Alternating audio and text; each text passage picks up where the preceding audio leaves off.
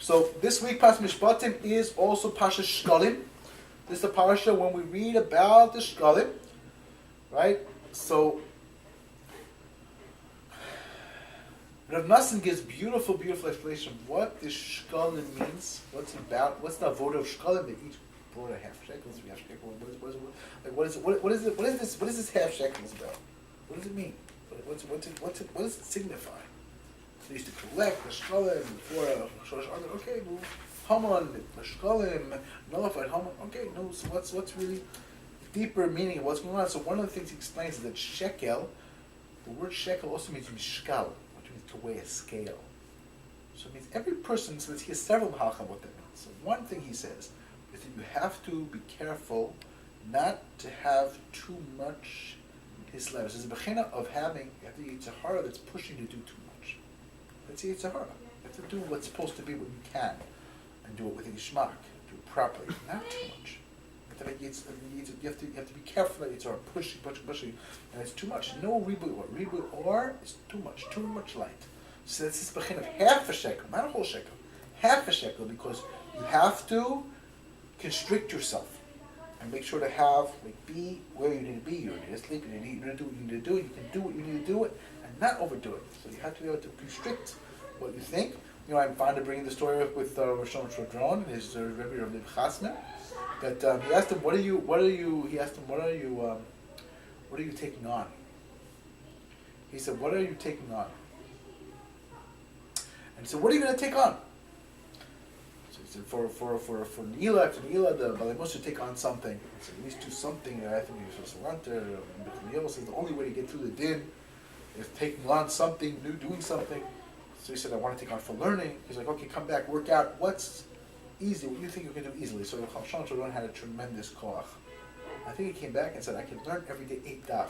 I think he might have been Gemara Tosis. 8 daf I can do easy. I'm quick and I'm good. I said, okay, now take on half. Machzis.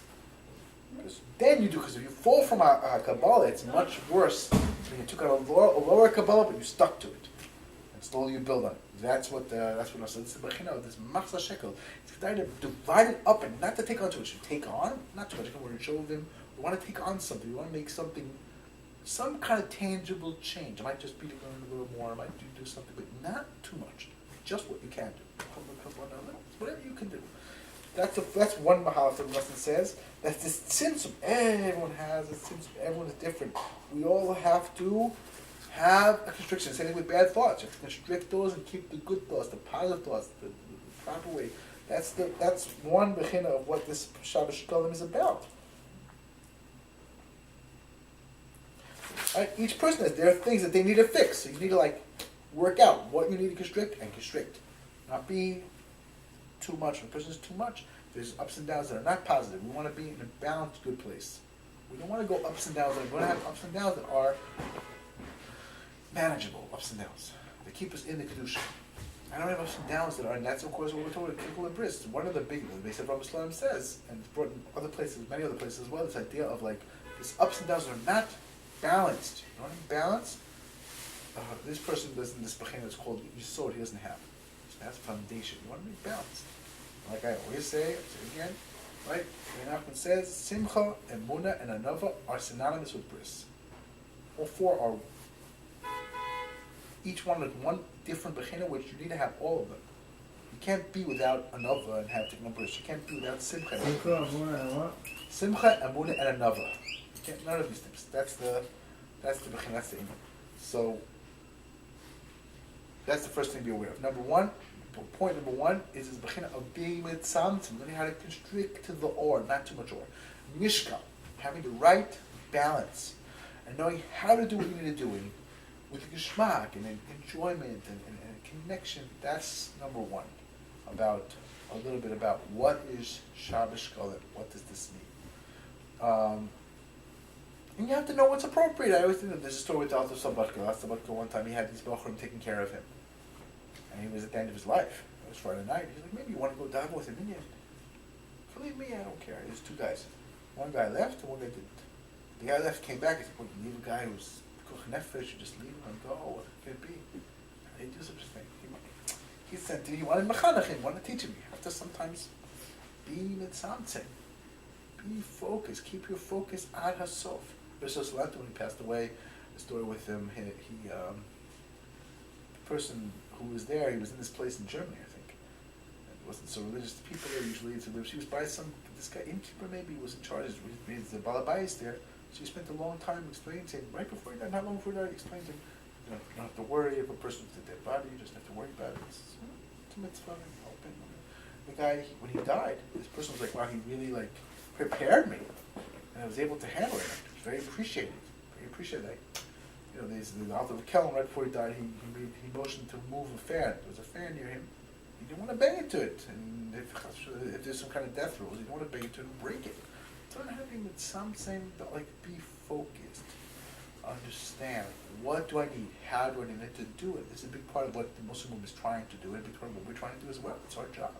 Figuring it out, each person going his avoda. There's a story with Rishas Lanter. There's a guy who was a shochet, wanted to be a shochet. They were on the train together. He insulted Rishas Lanter to that right, not insulted, right? Insulted Rishas Lanter. Opened up the window. He was smoking. Opened the window. You fool! He made Mamish embarrassed in front of everyone. Didn't know who he was. They got the train, the station, and it's filled with people, and they're all these people. Come to Rishas Lanter, one of the door. He's so embarrassed, and he apologized to his place where he's staying. I'm so sorry. Rishas Lanter was like, "What are you doing here?" He's like, "I want to be a shochet. I want to get it for hair here and there." So he found out he failed to hair this guy. Rishas Lanter said, "You'll stay here on me, and I'll pay your tutoring. Get it good." He got him a chavrusa. They learned good. He got it clear, and he got the whole. He did it. He got the test.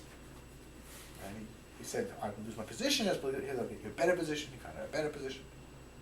And when they were sitting off the train, so his son-in-law, son-in-law said, "I didn't know you had so much funds available. You paid a lot of money for this guy.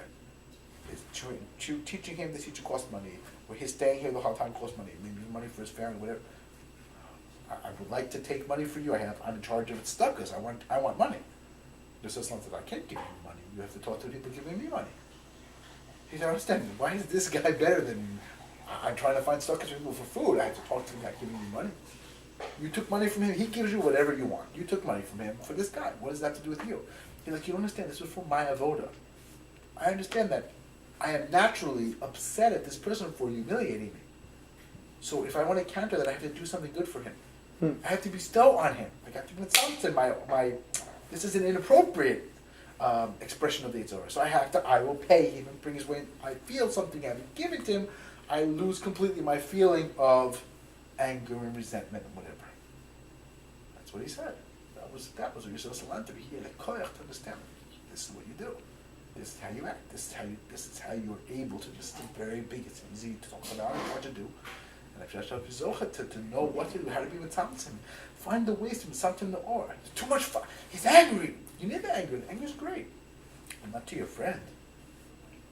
Not in a way it's an expression that's going to hurt people, going to put people down, make people feel bad, lower them. No, that's not what the anger is for. The anger is for connecting to Hashem, this.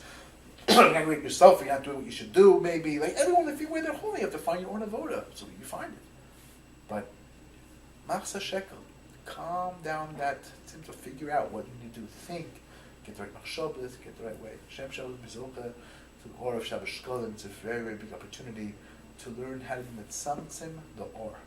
How to have the right, balanced connection to Hashem.